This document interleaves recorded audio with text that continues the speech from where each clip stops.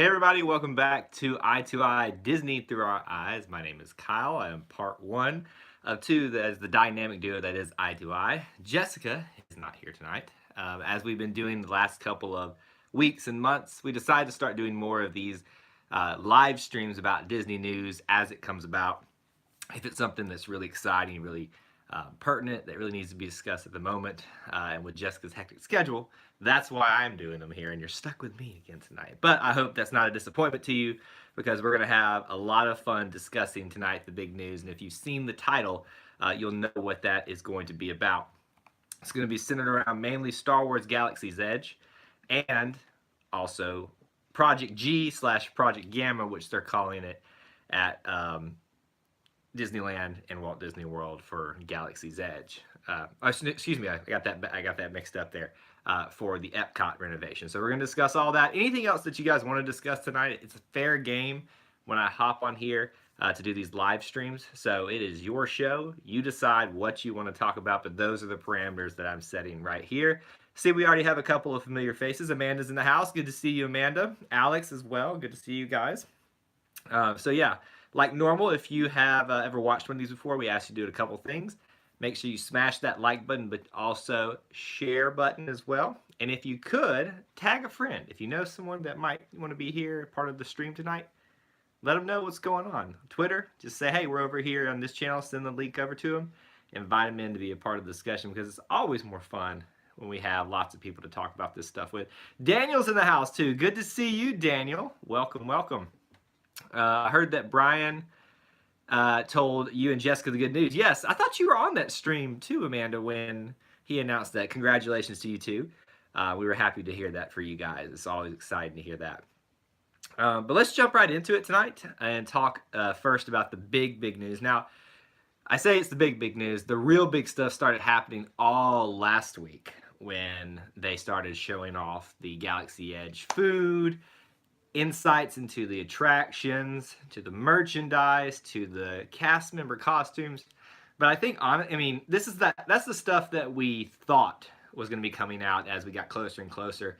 I don't think a lot of us anticipated the news that was going to come out later today, or earlier today actually, which is that there's speculation. You know, I hesitate to call it a rumor, because I think it's more speculation at this point. There is a Disney board shareholders meeting this Thursday, and usually what that means is Bob Iger and all the other big wigs get on there and share information about what's going on in the company, but usually they tend to share stuff with their shareholders. So I think everyone is anticipating that there is going to be a Galaxy's Edge announcement for Walt Disney World and Disneyland. Now, the big thing is, what do we know here thus far? We know that June is the target for Disneyland's Galaxy's Edge, and we know that the late fall, as of this moment, is going to be the target for Galaxy's Edge in Hollywood Studios at Walt Disney World. Now, that seems to have changed based on speculation. Again, I don't want to, I see enough of it that I don't want to call it a rumor at this point, because I think it really is, at least that's what my little heart is telling me. Anyway, so if you saw that today, the speculation is that on Thursday they will get a confirmed date in June for Disneyland, with an additional announcement that Hollywood Studios version of Galaxy Edge is going to open in September and October. That's not late fall, my friends. So that drastically changes things for a lot of people. So that's pretty exciting news. So what I want to know from you guys, since you're here watching tonight, let's get some conversation going here. How confident are you that Galaxy's Edge will open in the, let's call it mid-September to mid-October range down in Epcot? Because I think the whole, a date announcement for Disneyland is not that far-fetched to be announced at this shareholders meeting. But what do you guys think about the possibility of an announcement for September to October? We'll call it both mid right in there, because I think that's the sweet spot for it.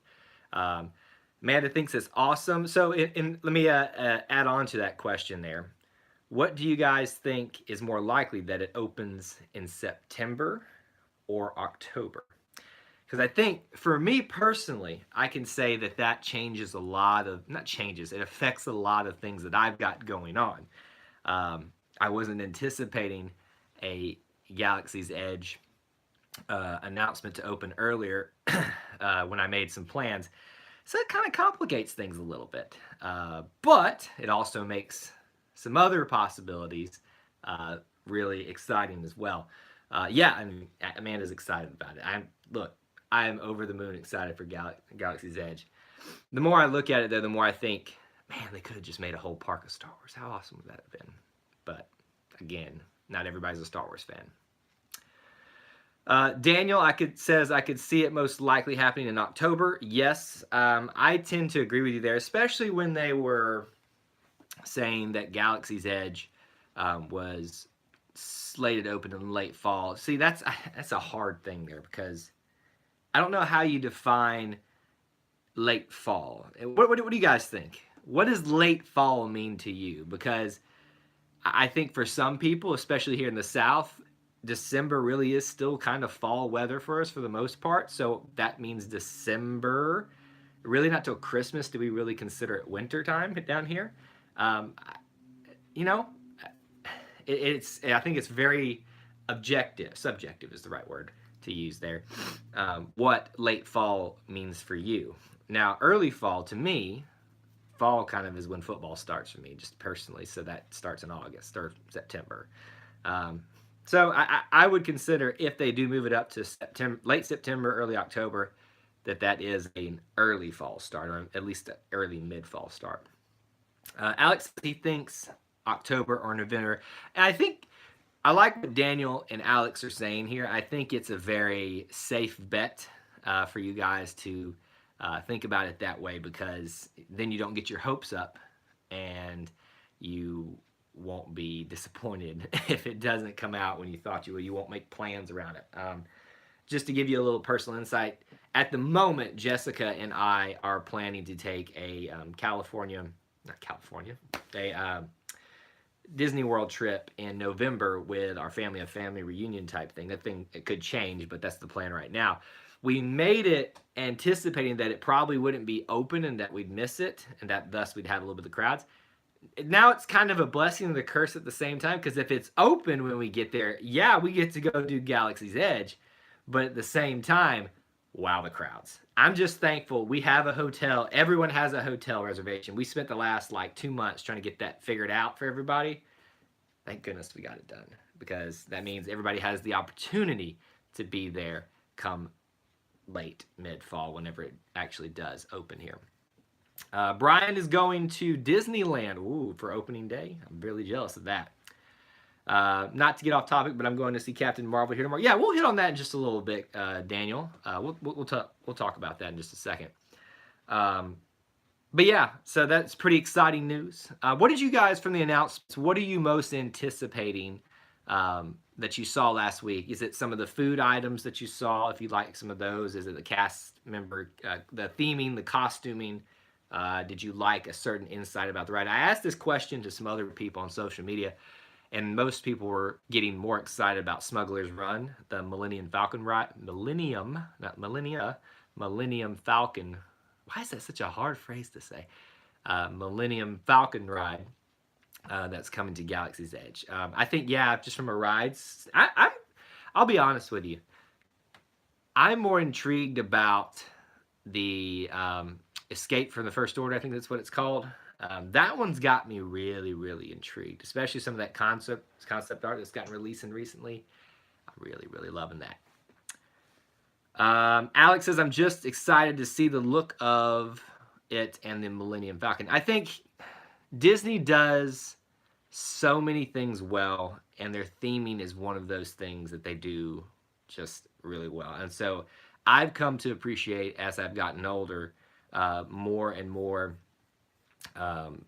things such as, just enjoying the small things when you go to Walt Disney World, like, people watching and just enjoying the ambiance of it. So I think Galaxy's Edge, just like Pandora, is one of those things where you literally can just sit back and enjoy the moment. I found myself doing that on my recent solo trip down there when I went to the Grand Floridian and enjoyed some time down there. Just finally kind of sitting down for a minute and enjoying the atmosphere of that lobby area, the band playing the Disney tunes in a classical format. You know, Disney is at its best when you are just sitting back and taking it for what it's worth. But yeah, so Galaxy's Edge, pay attention this Thursday. We could get some really, really exciting news coming out here. Let's jump over to another topic here, and I do want to get to Captain Marvel, as I think he wants to talk about. We'll touch on that in a second. Daniel says, I would love to get on the Millennium Falcon ride. Sounds awesome. It does, and I think that's everybody's obvious choice. I think most people are kind of a little not burned, but Pandora was so hyped. The Flight of Passage ride lived up to the expectations and still more.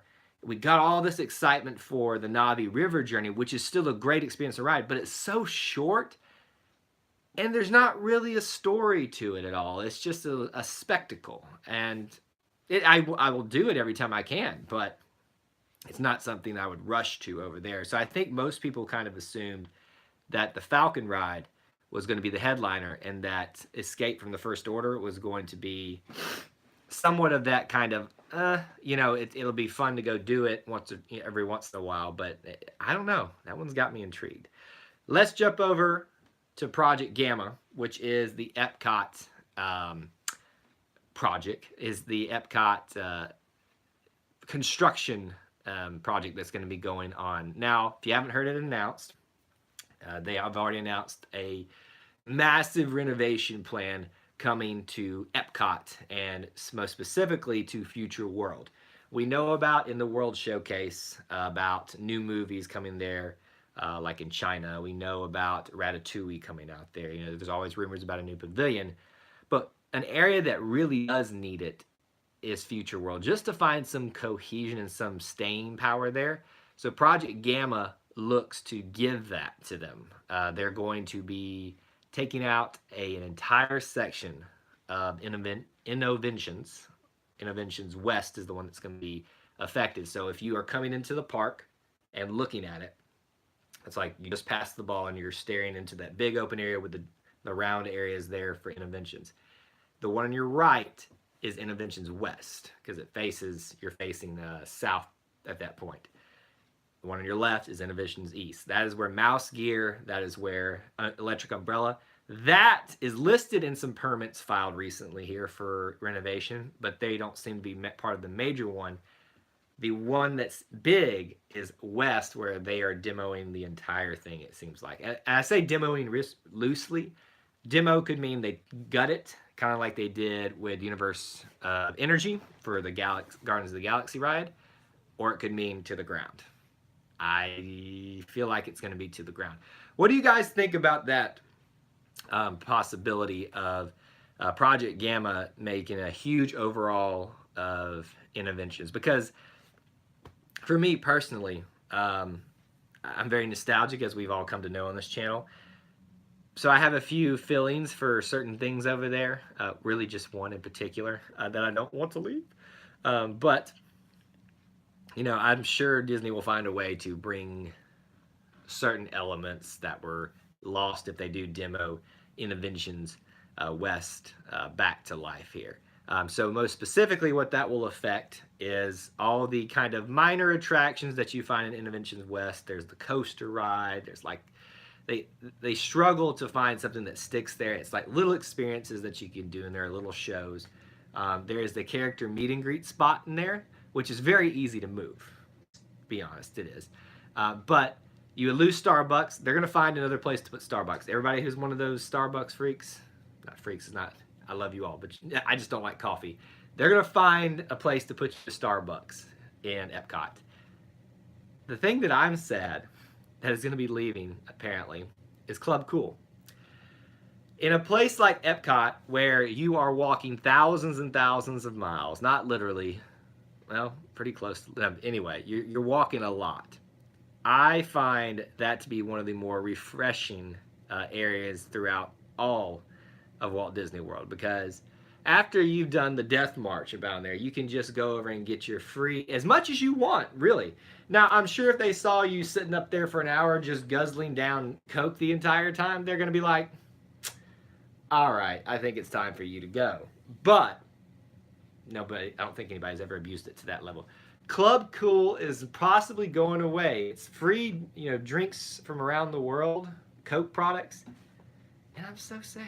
I don't know how I'm gonna get over it being gone. What do you guys think, Gary? If you've tried Club Cool, are you sad it's going? Anything else? The Character Spot, Innoventions, are you sad that that's going to be leaving from Epcot with this project?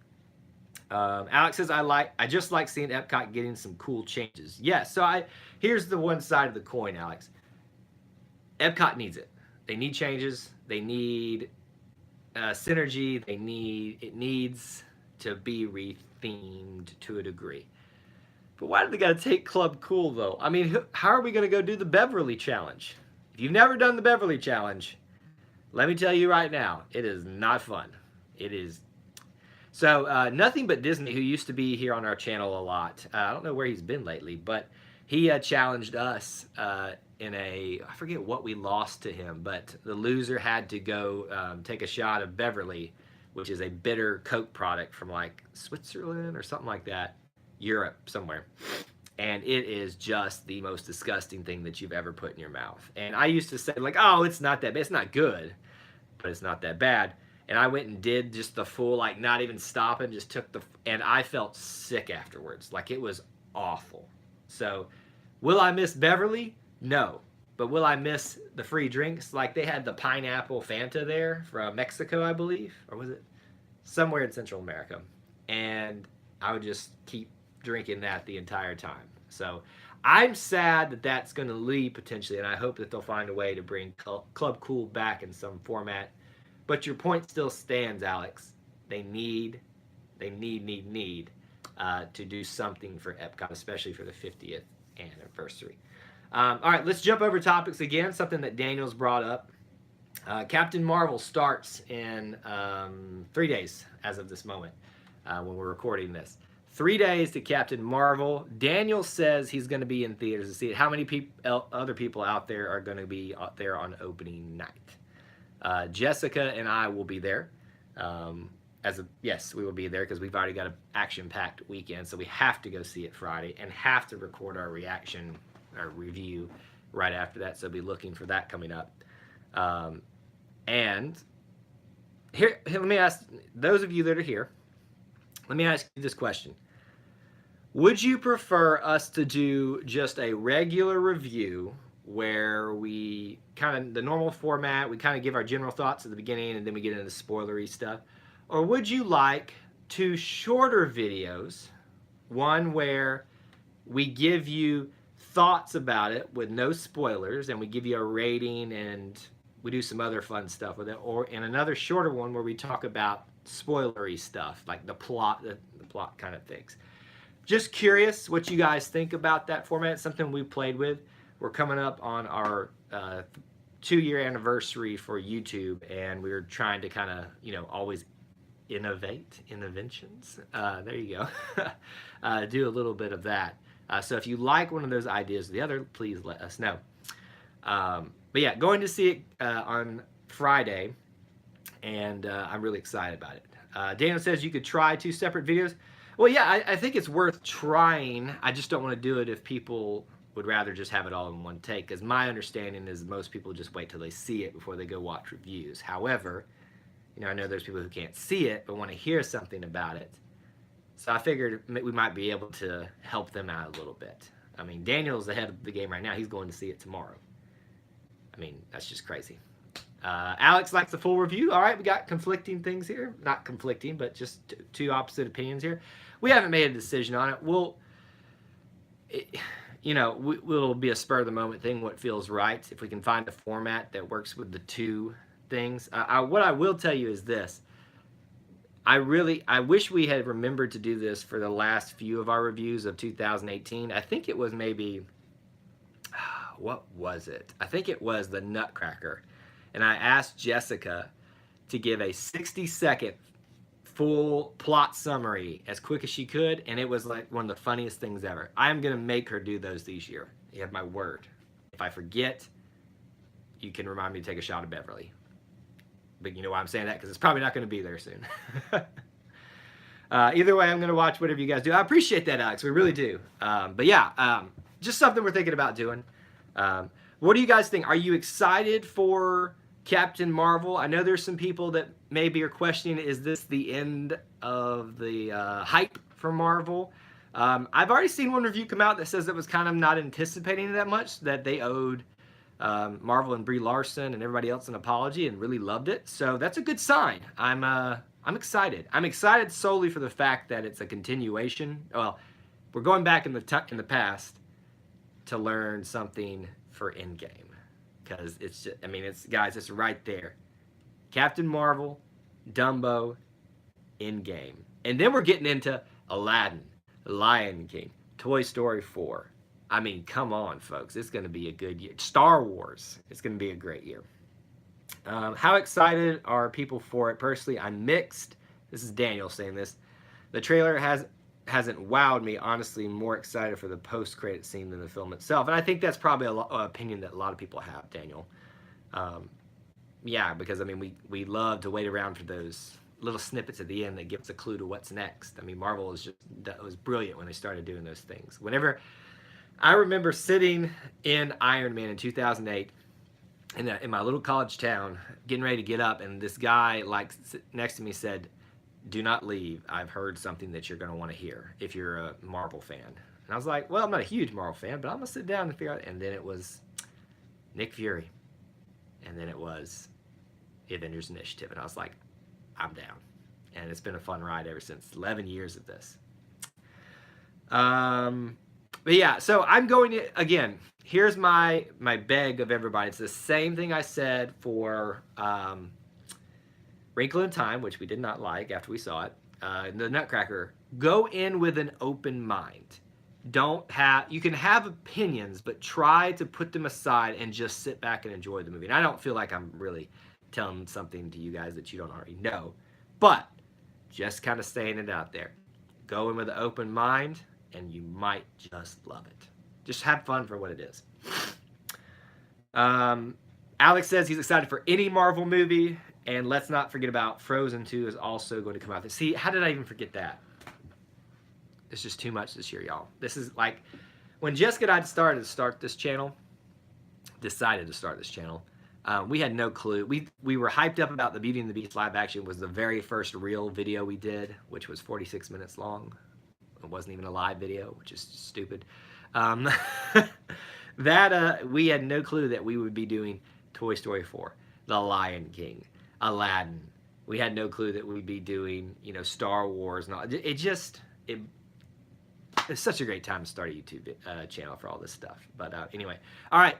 Last minute kind of things here. I need to wrap up in just a minute here. But if you guys have other news that you want to hear me comment on real quick, questions, comments, please put them in the comments right now, and I'll hit on those. A couple things for you guys. We do have my solo trip review to Walt Disney World coming out very soon. I don't want to confirm a day yet because it's very fluid at this moment. We'll have more vlogs from our October trip coming out in the coming weeks, hopefully in a day or two for the next one. Our live show every Thursday at 7:30 p.m. Eastern Time. We do trivia, Disney, Marvel, and Star Wars trivia, so make sure you do not miss it. Invite a friend. And then the other thing, guys, make sure you follow us on Facebook, Twitter, and we're on Instagram now. If you're not there, come on over to Instagram. And make sure you share us with a friend. Smash that like button, subscribe, all that kind of stuff. Any of that is really appreciated. And I really appreciate you guys being here tonight, coming on for these live streams here. And I hope to see you again really soon when we do some more of these in the future. That's all I have for you tonight. Until we assemble again,